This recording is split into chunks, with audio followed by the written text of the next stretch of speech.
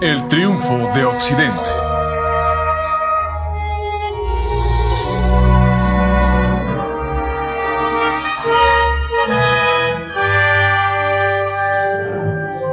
Una mirada a la historia mundial. Por John Roberts.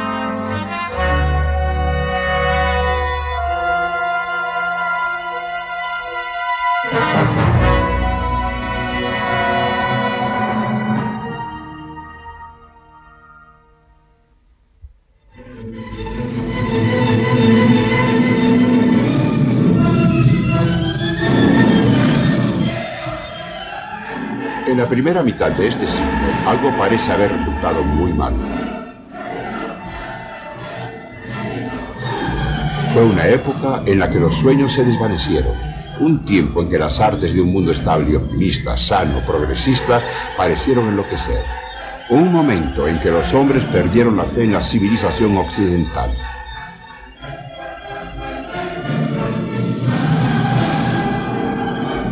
Fue un tiempo en que esta cultura occidental parecía no tener una respuesta al barbarismo ni refugio alguno contra la tiranía y el terror. Hoy presentamos la decadencia de Occidente.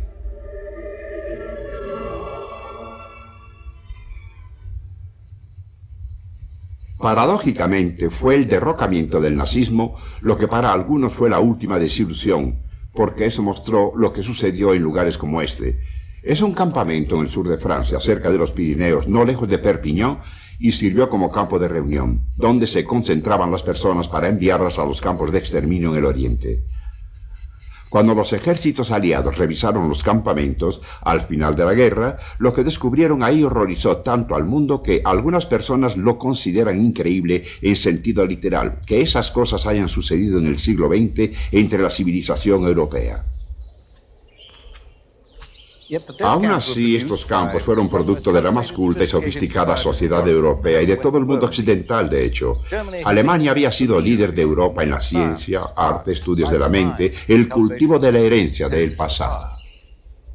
Tenía décadas de instituciones libres, un parlamento, elecciones por voto, partidos políticos, libertad de prensa. Tenía un buen sistema de educación pública y un nivel de vida alto. Si incluso Alemania pudo mirar impávida el barbarismo del nazismo como una solución a sus problemas y toleró los horrores de las cámaras de tortura de la SS o campos como este, entonces, como muchos piensan, algo debió estar muy mal en el corazón de la civilización occidental. Cuando empezó este siglo, había gran confianza en esta civilización. Europa había llegado al final de un periodo de progreso sin par en ciencia, industria y condiciones sociales. Los europeos estaban confiados en su superioridad sobre el resto del mundo y el progreso parecía no tener límites. En esos años prósperos, antes de 1914, pocas personas percibían los grandes cambios que vendrían. Pero había señales de los cambios, abajo del orden superficial de las cosas. Se notaba dramáticamente en el arte.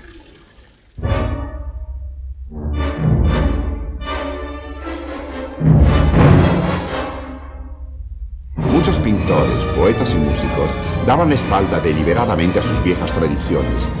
Parecía que abandonaban los cánones profundamente enraizados de la estética y artesanía occidental. La decadencia y el símbolo en la literatura, el culto de una máscara primitiva, un nuevo expresionismo en la música, todos estos eran síntomas de cambios profundos en la cultura occidental.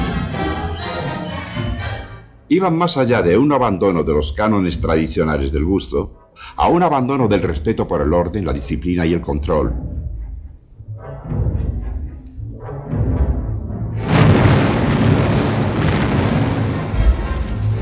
En 1914 empezó la primera de dos terribles guerras. Ambas se iniciaron en Europa. Eran guerras civiles europeas originalmente, y en ambas se combatió en el mismo corazón de la civilización occidental. Fueron guerras entre aquellos que debieron disfrutar juntos de una herencia común.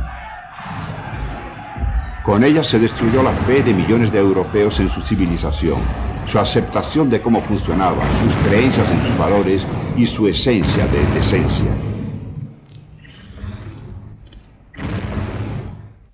Por 4 años y medio, en Europa en general, pero en especial aquí, en el frente occidental, un hombre era asesinado cada 10 o 15 segundos.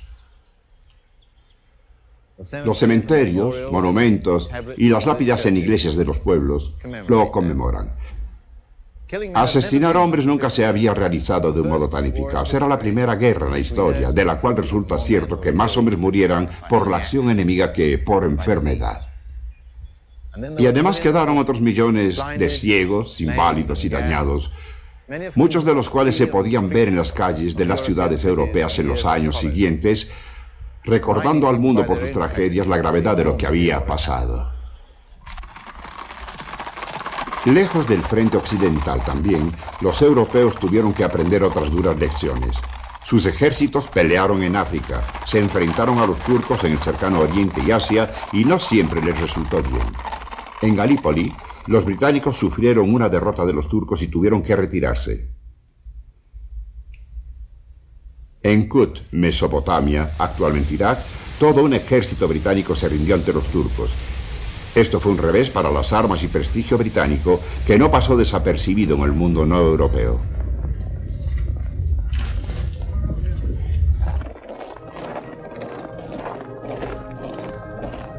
Mientras la lucha continuaba en Europa, las viejas instituciones se aproximaban a su ruptura. En 1916, Franz Joseph, el viejo emperador de Habsburgo, murió. Eso parece simbolizar el fin de una era. Sus ancestros habían sido por siglos sagrados emperadores romanos. Él mismo ocupó el trono en 1848. Su sucesor habría de ser el último de los emperadores de Habsburgo y moriría en el exilio.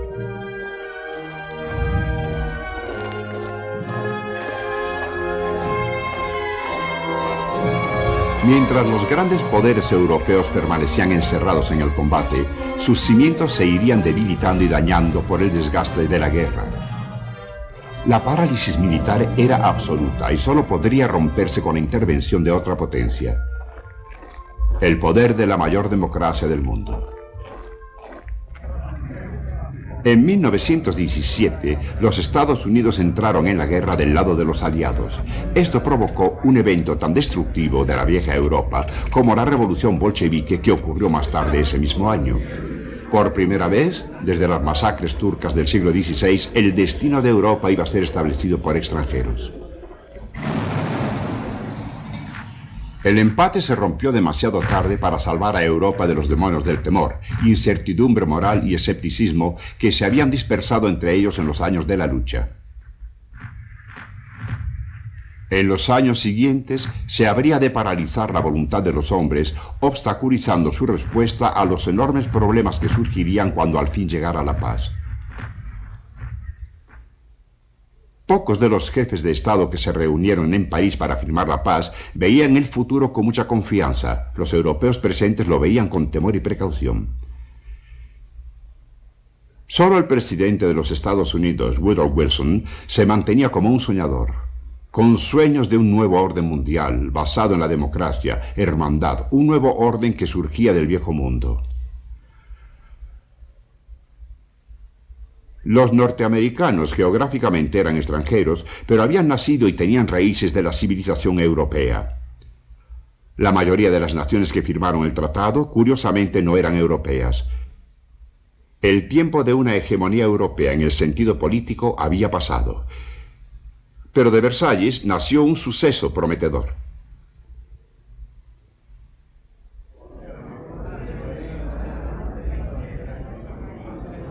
La Liga de Naciones era apoyada ansiosamente por aquellos que vieron una posible solución pacífica a futuras disputas.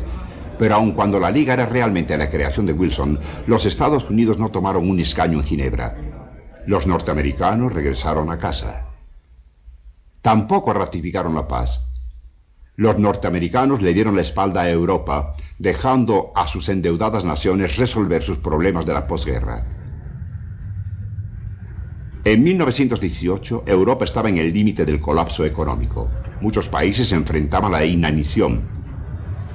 Una vez que pasó la emergencia inmediata, una breve mejoría se desvaneció suavemente para revelar que la estructura de la vieja economía previa a 1914 estaba en ruinas. La industria había muerto por falta de inversión durante la guerra. Con la escasez de transporte se había tenido que echar mano de los viejos mercados, así como de materias primas, y ahora existían nuevas barreras. Nuevas fronteras políticas dividiendo a personas que antes vivieran bajo el mismo régimen. Con frecuencia esto creaba minorías resentidas. Con un sufrimiento aumentado por las privaciones económicas y la amargura de la derrota, estaban listos para la explotación por los agitadores y revolucionarios.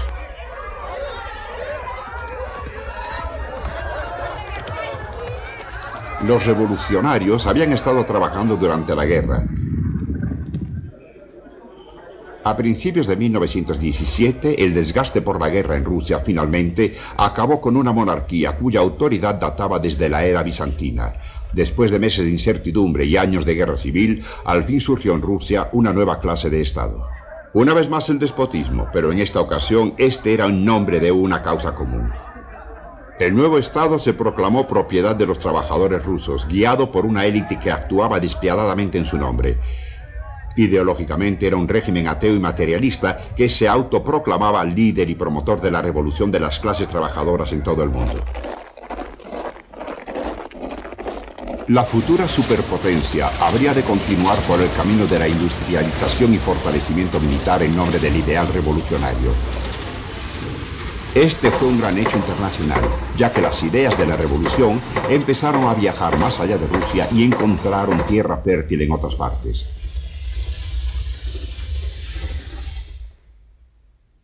Fue en Bakú, en las costas del Mar Caspio, donde se llevó a cabo, bajo el patrocinio ruso, el Congreso Popular de Oriente.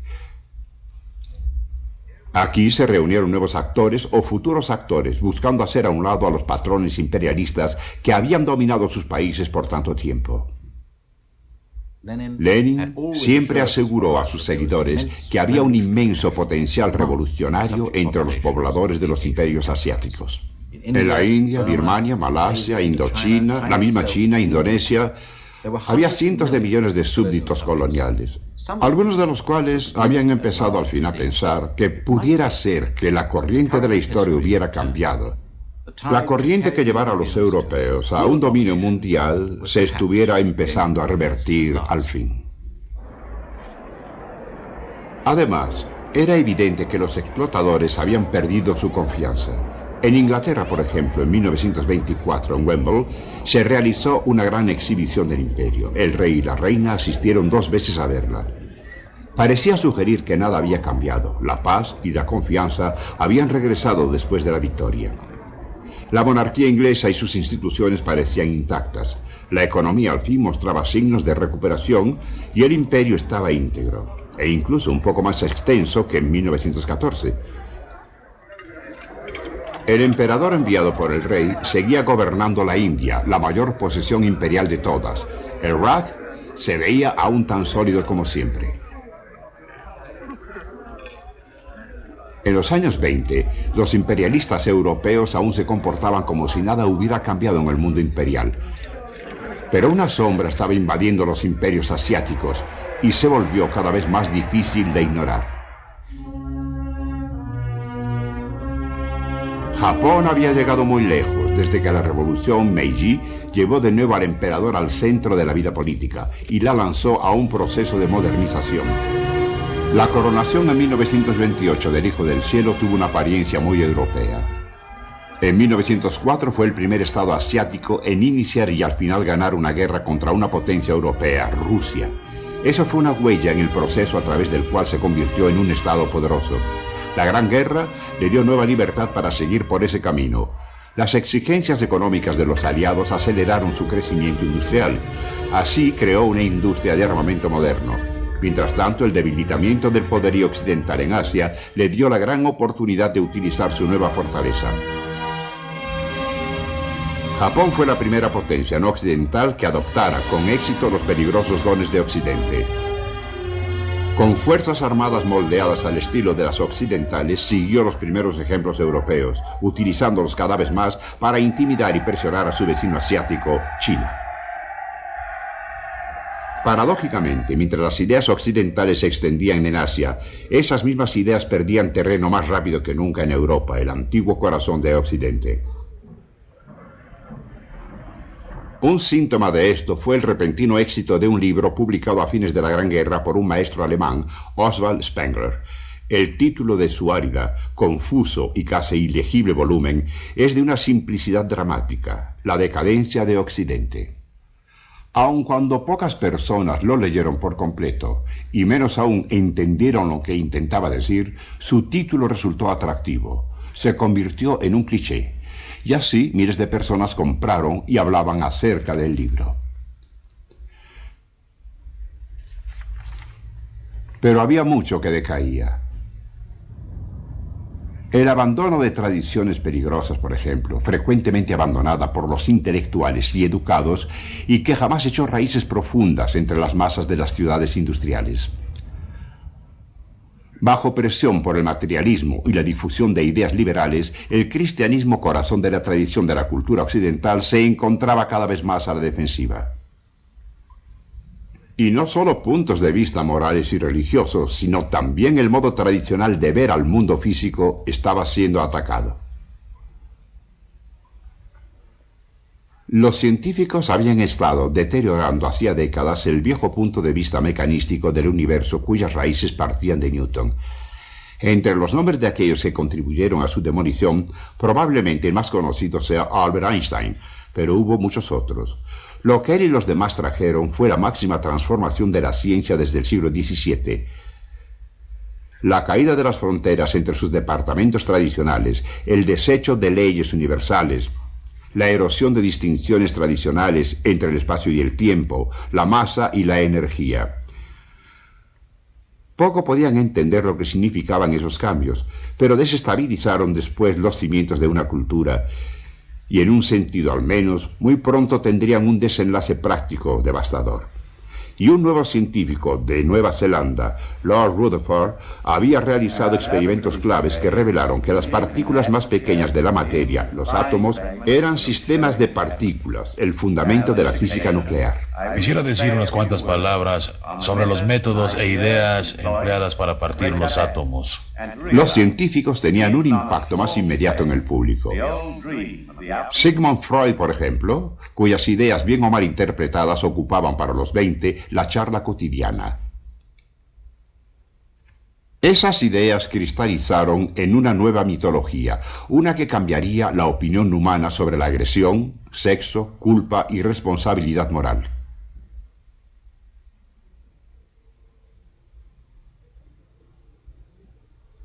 De algún modo, en este siglo, las ideas que habían sido centrales para la tradición occidental, conceptos claves y valores, cosas consideradas como parte valiosa de nuestra herencia, perdían ahora su potencia y su magia, parecían agriarse, descomponerse y provocar algunas consecuencias imprevistas, como por ejemplo la difusión de lo que podríamos llamar ideas ilustradas.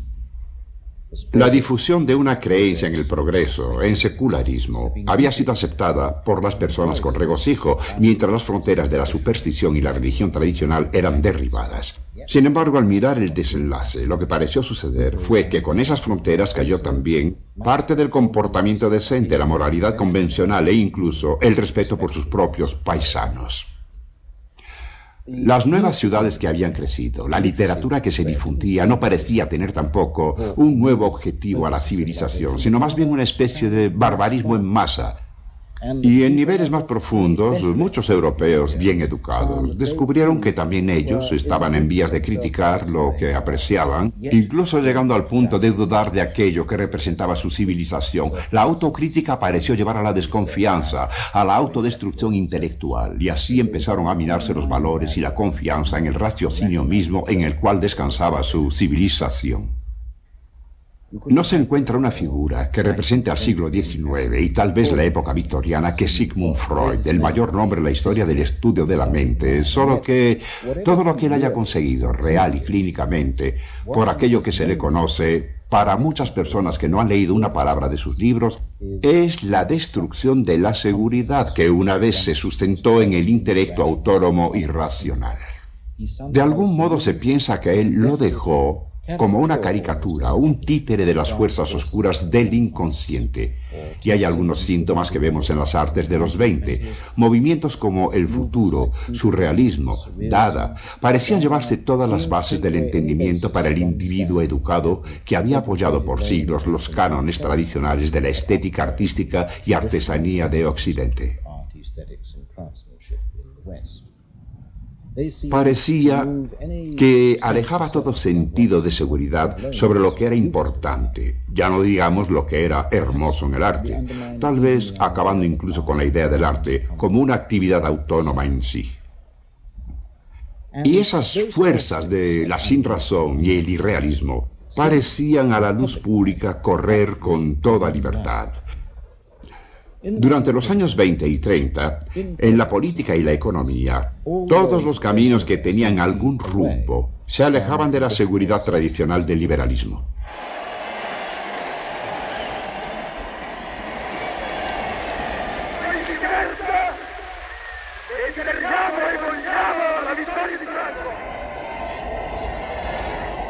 Un nuevo fenómeno, la aparición de dictadores que apelaban a una autoridad derivada de las masas de la nación, fue la mejor evidencia política de esto.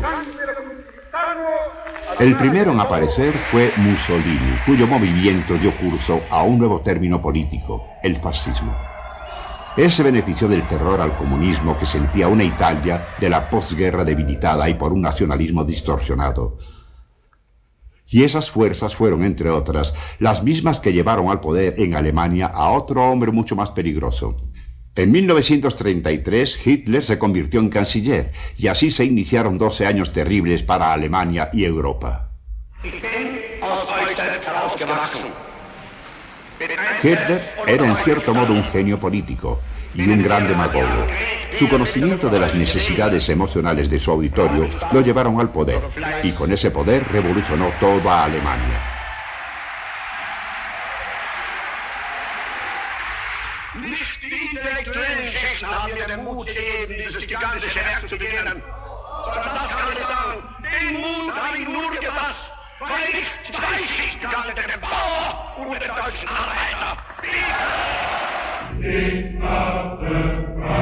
Su tema central era un nacionalismo abusivo, entrelazado con un antisemitismo.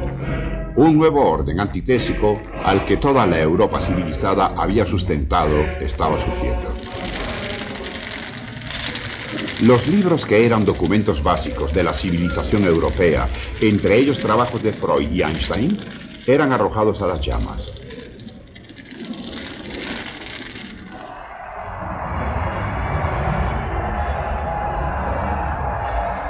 Cuando Mussolini se unió a Hitler, hablaron acerca de una cruzada contra el comunismo.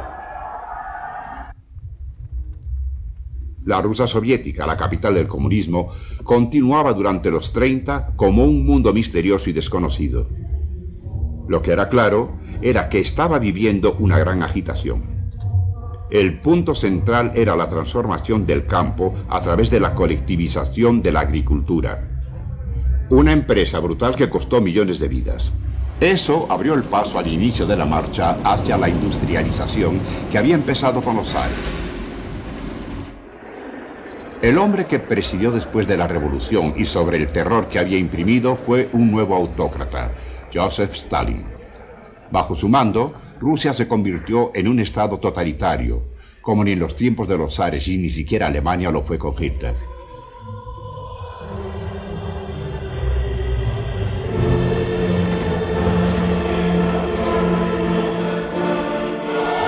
Pero Stalin movilizó los recursos de Rusia como nunca antes y explotó ese hecho con fines propagandísticos.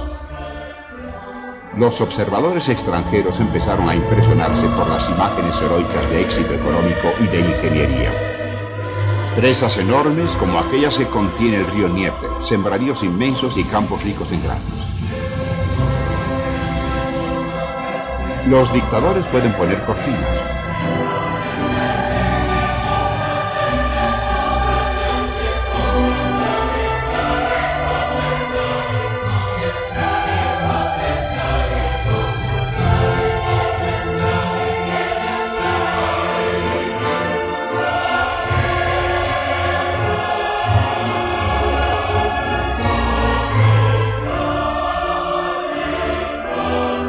Ellos pueden ocultar sus fracasos, lo que las democracias no pueden.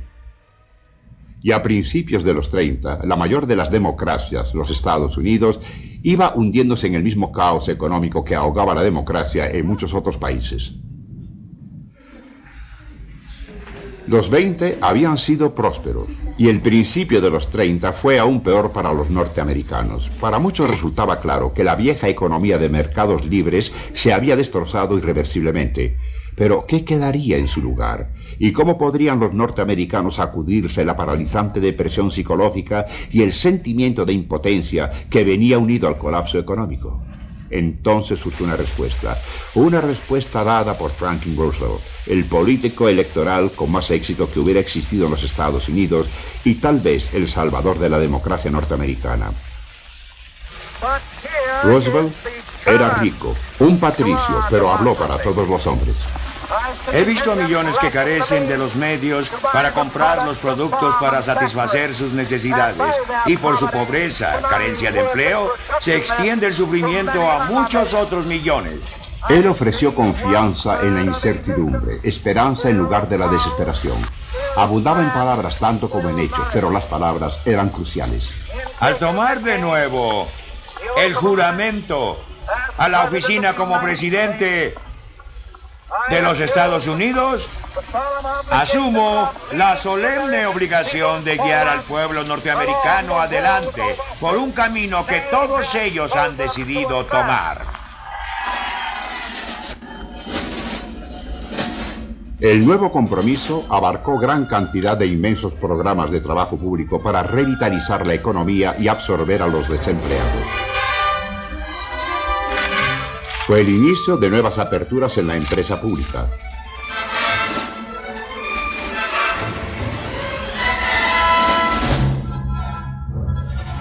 Las consecuencias políticas e institucionales fueron enormes.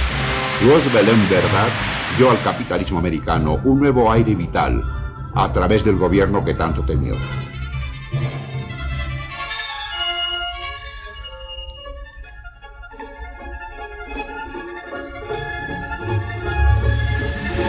La era de Roosevelt superó la peor crisis que enfrentó Norteamérica desde la Guerra Civil, pero también marcó un renglón en la historia mundial, ya que ofreció al mundo una visión de una alternativa democrática al fascismo y el comunismo como respuesta a los problemas de Occidente del siglo XX.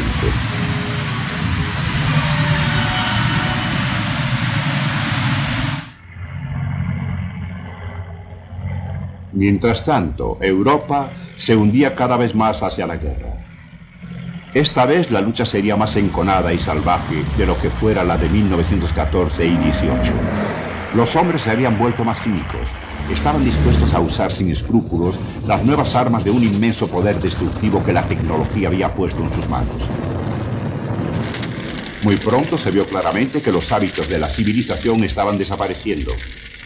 Bombardeos masivos y represalias acabaron con la distinción entre civiles y combatientes, mientras la ideología y la desesperación se apoderaban de todos.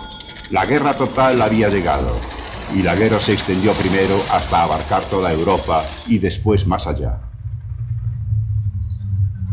En 1941, Hitler avanzó hacia Oriente contra Rusia.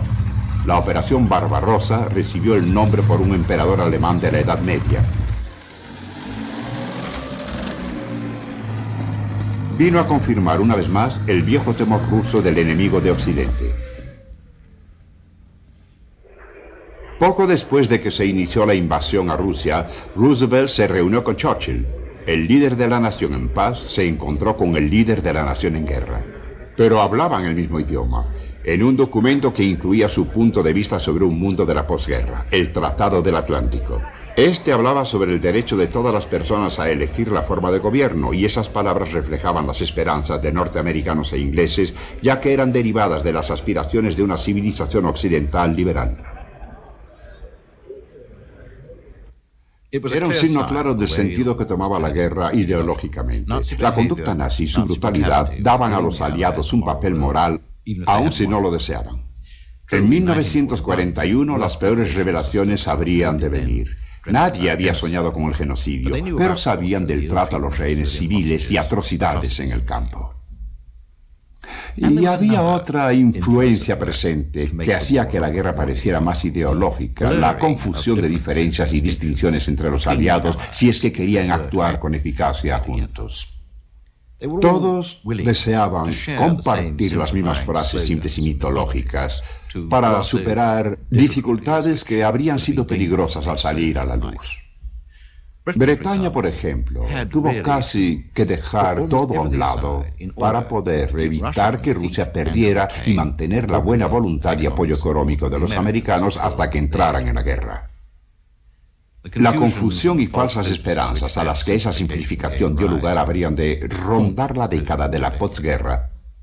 Pero nadie podía anticipar esto el día en que Roosevelt y Churchill se reunieron en el barco británico.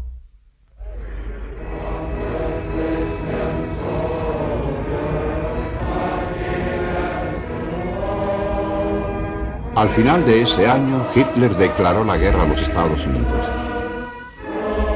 Esa decisión lo convirtió en aliado del Japón.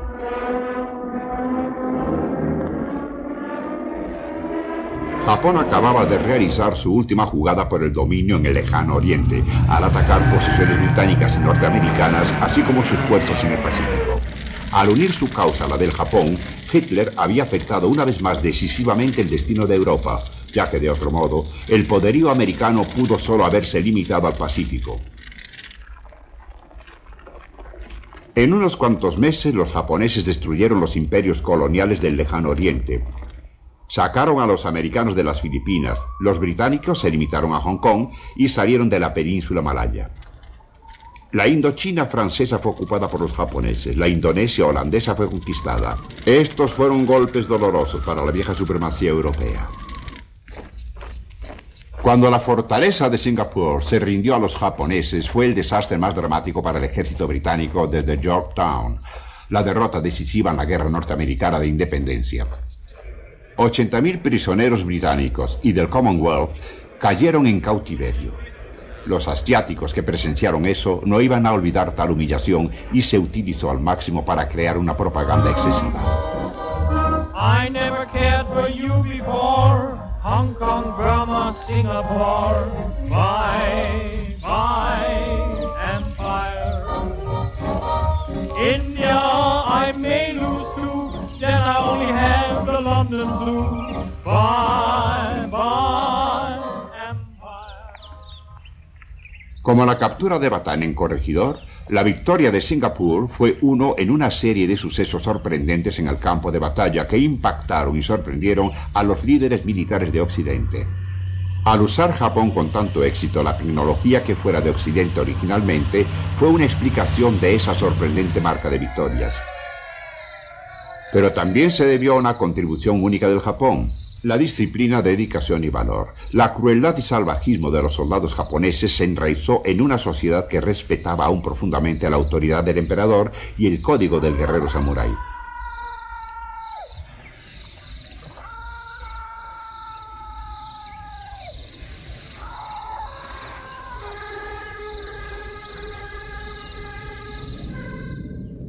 Pero al final, el poder norteamericano habría de prevalecer en el lejano oriente igual que en la Europa occidental.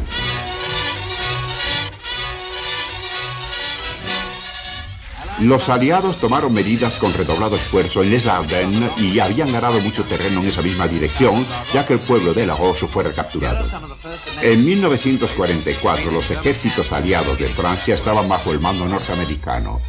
La fortaleza económica americana mantenía las fuerzas de guerra aliadas. Roosevelt se interesaba cada vez más en asuntos europeos. El futuro político de Europa no sería decidido solo por europeos. Cuando en 1945 llegó el fin, los rusos fueron los primeros en llegar a Berlín. El esfuerzo colosal del Ejército Rojo contra Alemania había dado a Rusia casi de inmediato un control sobre Europa como los zares jamás conocieron. El poderío ruso cubría el espacio que una vez fuera balanceado por Prusia y el antiguo imperio de Habsburgo. Y así los ejércitos de la superpotencia se encontraron en el antiguo corazón del cristianismo.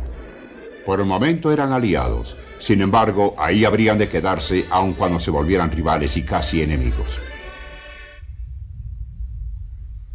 Europa no quedó sola devastada físicamente. Sus estructuras políticas y económicas estaban destrozadas. Además de Rusia, Gran Bretaña y otros cuantos neutrales, ni una sola de las naciones de 1939 se escapó de la derrota física. Y peor aún, era el trauma que había tenido que sobrellevar. 12 millones asesinados. 2/3 partes de los judíos de Europa exterminados. Más de 6 millones aparecen en las cifras de los propios asesinos. Asesinatos conducidos como una especie de industria de producción en masa en las cámaras de gases y los hornos de Auschwitz, Dachau, Treblinka y Birkenau. Por terrible que hubiera sido la guerra, era indiscutible que un resultado realmente benéfico se había obtenido: el derrocamiento del régimen nazi. Resultó muy claro en 1945 que Churchill no había dicho nada más que la verdad, cuando dijo a sus compatriotas que todo el mundo, si llegaban a perder, incluyendo a los Estados Unidos, y con ello todo lo que conocemos y valoramos, se hundiría en el abismo de una nueva era oscura, todavía más siniestra e incluso quizá más prolongada, con la ayuda de una ciencia pervertida. La justicia natural exigía que esos crímenes no quedaran impunes.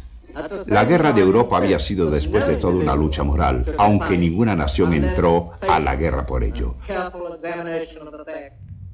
Una nueva organización internacional, Naciones Unidas, vino a reemplazar la antigua Liga de Naciones. Expresaba un cierto idealismo, un optimismo acerca de un nuevo orden internacional. Primero tenemos que hacer funcionar un servicio civil internacional dedicado al servicio de las Naciones Unidas. Pero ese optimismo tuvo una corta vida.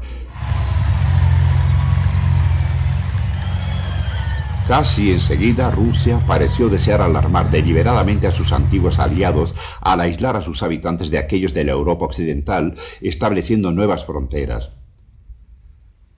Gobiernos comunistas fueron instalados enseguida en toda la Europa oriental. Lo que los norteamericanos, británicos y franceses entendían por democracia desapareció. Una vez más, las dos mitades del continente habrían de tener destinos divergentes. Otra vez aparecía una línea divisoria en Europa y en esta ocasión desde Trieste hasta el Báltico estaba marcada por alambre de púas, minas y casetas de vigilancia. Así que la Europa oriental se encontraba bajo gobiernos comunistas. El Ejército Rojo había realmente demostrado ser un mejor instrumento para la difusión del comunismo internacional que la revolución proletaria. En el otro lado de la línea, la Europa occidental se recuperó. La ayuda económica norteamericana llegó a través del Plan Marshall y fuerzas militares americanas salvaguardaban su recuperación. Los Estados Unidos, legalmente uno de los poderes ocupantes de una Alemania dividida, instaló un cuartel en el corazón de Europa. Y en el lejano oriente también los Estados Unidos adquirieron nuevas responsabilidades sin precedentes. A pesar del esfuerzo de los soldados y marinos japoneses, finalmente habían sido derrotados. Primero, una supremacía en mar y aire la habían dominado. Luego, resultó simbólicamente acabada con la primera bomba atómica y la tecnología de Occidente. Es mi mejor deseo, y también la esperanza de toda la humanidad, que a partir de esta solemne ocasión, un mundo mejor emerja de entre la sangre derramada en el pasado. Un mundo basado sobre la fe y la comprensión. Un mundo dedicado a la dignidad del hombre para satisfacer su más preciado anhelo: la libertad, tolerancia y justicia. De hecho, la rendición fue solo posible para los japoneses porque el emperador lo ordenó. En un momento crucial de su historia, su tradicional obediencia incuestionable hacia su persona había sido decisiva. Y eso hizo posible un futuro diferente para el Japón. Un futuro en el cual primero habría de ser ocupado por los vencedores, recibiendo un nuevo régimen democrático de manos de los conquistadores.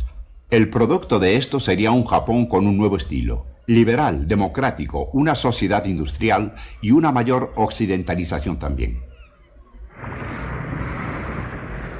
Sin embargo, en lugares como Corregidor, la isla Fortaleza en la bahía de Manila, donde por 100 días un cuartel aislado de americanos y filipinos había hecho frente a Japón en 1942, Aquí se notaba la evidencia de la fragilidad del poder occidental y sus límites, si se aplicaba suficiente energía y fuerza en su contra.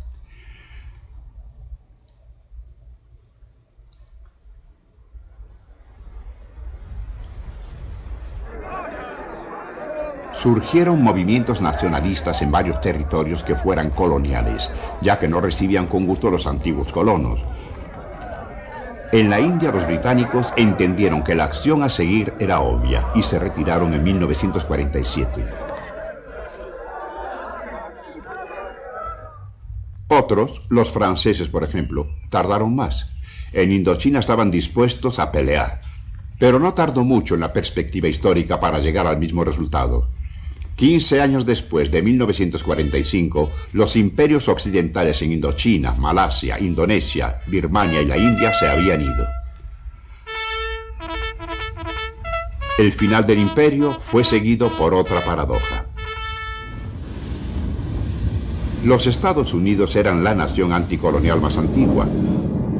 Habían sido patrocinadores del nuevo nacionalismo del mundo de la posguerra. Sin embargo, bajo las nuevas circunstancias de la Guerra Fría, los norteamericanos se convirtieron para los comunistas y la demonología del tercer mundo en los nuevos imperialistas, entrenando y patrocinando las fuerzas de sus reaccionarios aliados y tratando de detener el curso de la historia en el lejano oriente.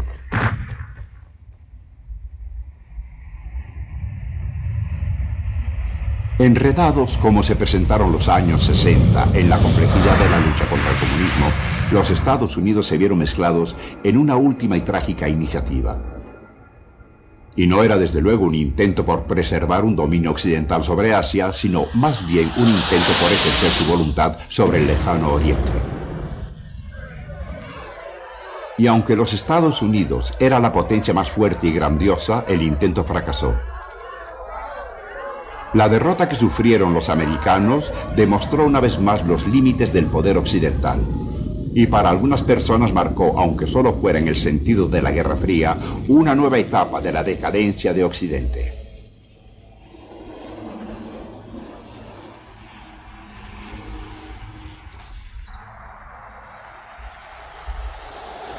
La guerra de Vietnam es un recuerdo doloroso para los norteamericanos, tan doloroso de hecho para algunos que aún les cuesta trabajo poder digerirlo. Un intento de ellos fue la construcción, aquí en Washington, de este monumento. Un monumento a los 58.000 americanos muertos y desaparecidos en Vietnam, que son conmemorados como muertos en otras guerras americanas. Los nombres de esos hombres están en estas lápidas, pero no hay nada más. Ninguna inscripción que pudiera llegar a enfrentar un juicio político por esa guerra, porque demasiados americanos están todavía incómodos con los motivos de ese derramamiento de sangre. La guerra de Vietnam pronto perdió, si es que llegó a tener, esa aceptación moral incuestionable que una guerra debe tener si se ha de pelear con éxito por una democracia. Demasiados americanos pensaron que no podía ser ganada por un precio que estuvieran dispuestos a pagar. Y así, los Estados Unidos, el máximo poder en la tierra, fue incapaz de generar el deseo por la victoria. También es difícil imaginar que el retiro americano de Vietnam llegó al final de otra larga historia de la cual tal vez formaba parte. La historia del permanente chocar por décadas de las olas de duda que habían azotado la tradición y mitología en la cultura occidental. Olas de duda que habían borrado la creencia en la razón. Confianza en la relación tradicional y valores, la creencia en la civilización misma, creencia en una capacidad para hacer juicio sobre otras culturas. Y luego, por supuesto, después de 1941, habían surgido los efectos devastadores de las dos grandes guerras civiles europeas. Estas se habían llevado la vieja confianza en la prosperidad, la paz, tolerancia y el liberalismo como asuntos de la vida diaria. Y finalmente el imperio se había desmoronado. No era lo que Spengler pensaba al elegir el título de su libro La decadencia de Occidente.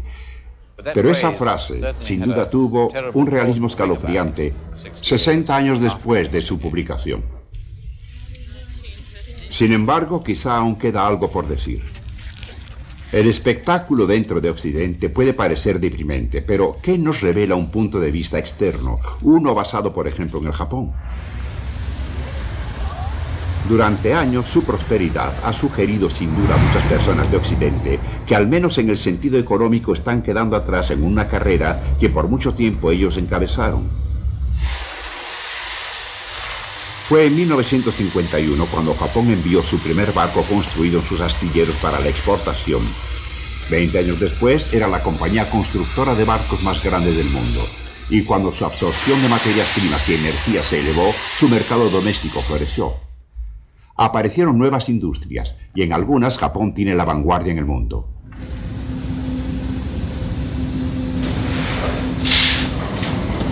¿Acaso Japón derrotó al Occidente en su propio juego siendo japonés o por imitación, convirtiéndose en occidental? A decir verdad, ahora el Japón parece una nación occidental. Hasta la postura nacionalista profundamente favorable para el surgimiento de una fuerza de trabajo hábil y disciplinada. El triunfo japonés se apoya en que definitivamente no es occidental. Jerarquías muy cerradas, paternalismo industrial, la docilidad del trabajo, aun cuando los kimonos no se usan ya en oficinas y fábricas. Los símbolos son difíciles de entender, son ambiguos. El Japón es democrático, con un sistema democrático de elecciones, pero los japoneses viven su política de un modo diferente. La obtención de votos en Japón no es lo mismo que en Inglaterra o los Estados Unidos.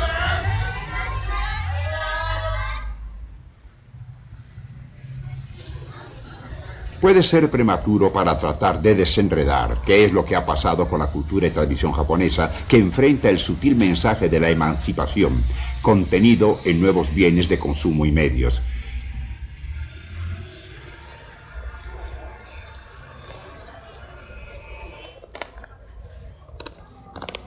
Y el hecho de que las chicas japonesas jueguen softball porque fue el juego de los conquistadores y fuerzas de ocupación o simplemente porque es parte de toda una nueva variedad de actividades que van con la sociedad de consumo. Lo único seguro es que no se trata de una actividad tradicional japonesa. La adopción de prendas de vestir occidentales con su mensaje de informalidad occidental también marca un movimiento que se aleja de la tradición. Todo es cuestión de un estilo internacional. Una parte de ese mundo progresista, agresivo y emergente que tanto interesa a los japoneses hoy en día. Y el avance parece irreversible. No hay modo de dar marcha atrás.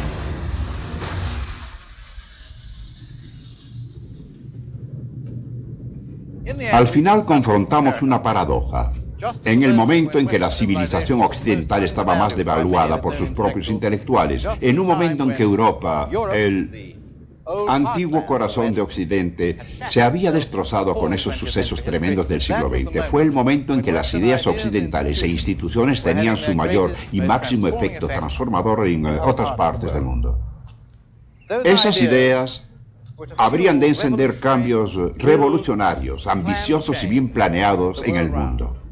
Con frecuencia a costa de Occidente, cuyas propias economías se desmoronaban, sus imperios políticos caían y sus propias ideas se volvían contra ellos. El nuevo lejano Oriente es producto de Occidente al igual que sus tradiciones. Sus metas deben redefinirse y hacerlo en términos occidentales. Eso es un triunfo de la civilización occidental en un momento en que más se desconfiaba de sí. Tarde o temprano, las nuevas naciones y las viejas culturas por igual son incapaces de dejar a un lado a la civilización de Occidente cuando tratan de enfrentar los retos de hoy. En todo el mundo, el atractivo de Occidente se puede sentir.